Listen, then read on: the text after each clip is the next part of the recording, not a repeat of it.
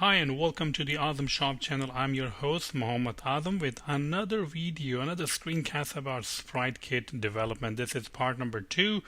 Let's go ahead and run this application to see where we left off. Alright, so here we are. We have a background, a beautiful galaxy, and we have a spaceship over here, and it doesn't really do anything. Okay, so this is a sprite on the foreground. This is a sprite which is serving as a background. So what we want to do in this case is when I click over here or anywhere on the screen, it should move the spaceship over there.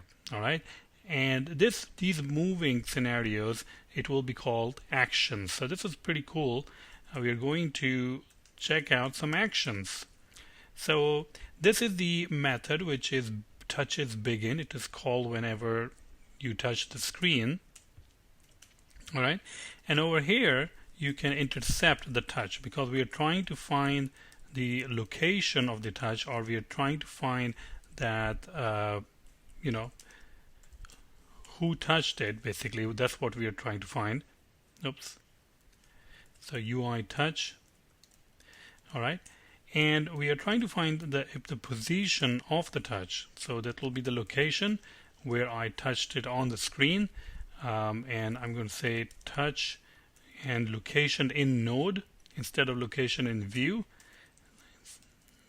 and this will give me the location of where I actually touched. Now if you do want to check it out, you can print out nslogout and see the point where I'm touching on the screen. All right. So the next thing is actions. So actions means that you can do different things on your sprite. Basically, you can move the sprite from one place to another.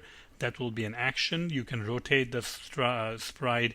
What else? You can wait the sprite, so it's waiting, it's not doing anything. So you can perform many different actions on the sprite.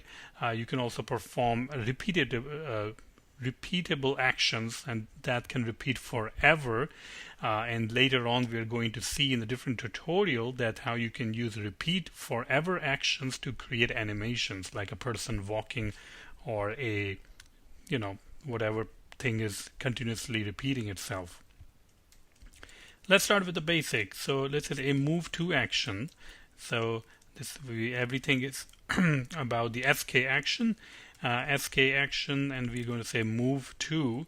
So where do you want to move? So we already have the location. We are going to move to the location, and duration that it will for the animation is 2.0 seconds. We are going to use our spaceship, which is a private variable and instance IVAR, and we are going to say run action and pass in move to action. And that's pretty much what we are going to do. So now let's go ahead and click over here, and you can see that wherever I click, the spaceship moves over there. Right? So our spaceship is moving now. So what else we can do? Maybe we want to rotate the spaceship. Okay. So let's go over to SK action, rotate action, SK action, and you can see this is rotate by angle, so we're going to say okay 360 degrees. Duration, let's go ahead and say 2.0, and we're going to feed it spaceship, run action, rotate action. Let's go ahead and run it, and now when it goes over to the point where I clicked, it moves, so the move action is performed, and it also rotates. Kind of spaceship is going crazy. But what I really do want is that when spaceship should not rotate when it's when it's moving, because the pilot inside will feel dizzy, right? So what I do want to do over here is that when the spaceship goes over here, it should go without rotating, but when it reaches the destination, then it starts rotating. So let's go ahead and do that. So we can remove this guy over here because we don't need this guy, right?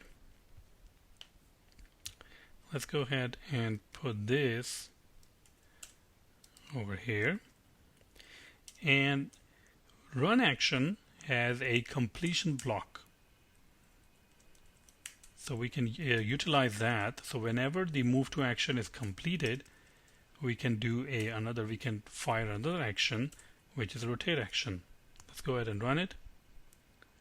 So our spaceship is moving as expected, and when it reaches the destination, it start moving or start rotating.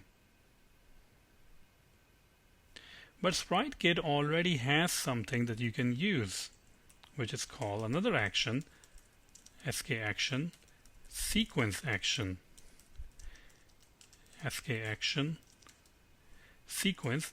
And now this can take different kind of actions that you want to perform in a sequence. So we first want to perform the move to action followed by rotate action.